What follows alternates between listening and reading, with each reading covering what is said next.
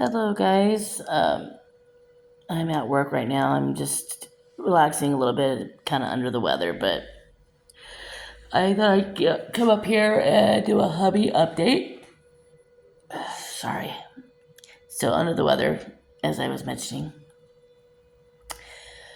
But anywho, well, we had a little incident this morning with the hubby. Um, he nudged me, woke me up this morning, saying he's struggling. He can't seem to get any air, and I can see he was struggling. So I got up, and he said just up the oxygen tank level. He's already at an 8, so I went up to the max, which was a 10, and I put the little finger thing on him to read his oxygen level, and he was down to a 35. That is very dangerous and very low, extremely low. So I'm like, what the heck's going on? And, we still had, the room was a little dark still. Um, and I was like, okay. And he's like, he could say he's like doing this. He's like, I can't get any air. And he's really struggling. And I could see the number going down lower. It's going down 35, 34. And I'm like, I need to call hospice then.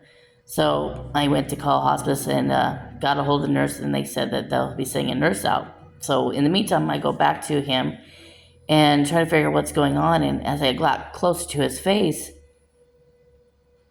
I saw it looked like his nose piece was off to the side. And that's when my daughter turned on the light. And sure enough, he had a nose piece off his nose. I'm like, honey, no wonder you're not getting air. The air thing is not in your nose. And he's like, oh my God. And he pulled it up there, and then he's like, and then finally, that's when I saw the numbers go up. It went up from 35, 40, 45. So it started going up more. And then when it got down up above 80, that's when he said, okay, go ahead and move it back down to 8, the level of the of his oxygen machine. And then he was back to 86, where he should be, and so yeah, that was a little scary. And in fact, he thought that was the end.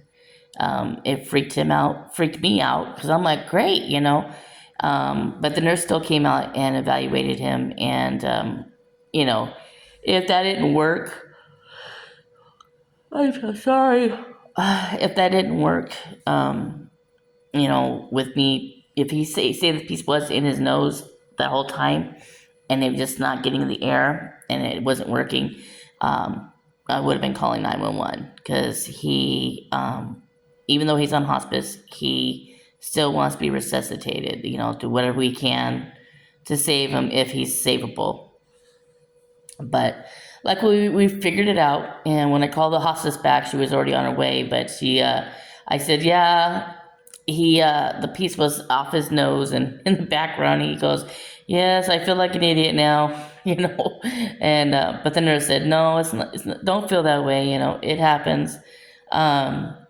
It's just some reason the piece down here that normally tightens up, it was loose, and I guess because last night I did notice he moved around a lot. And so, yeah, that was a little freaked out moment this morning. But yeah, that just shows you right there that he cannot be away from oxygen whatsoever. Because just to see how fast that dropped, that was a little scary. But he's okay now. He just ended up with a headache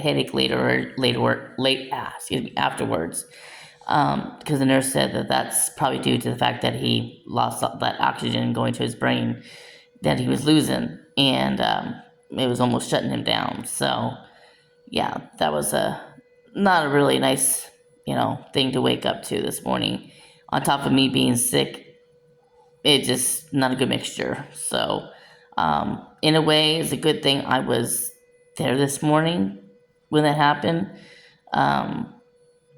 Instead of being here at work. So it was kind of, but I just told them, just be sure next time that thing is on there.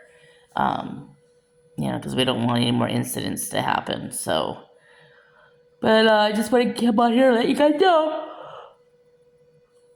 All right. But I'll keep you guys up to date of everything, and just keep him in your prayers like everybody's been doing. Um, he's hanging in there as best as he can.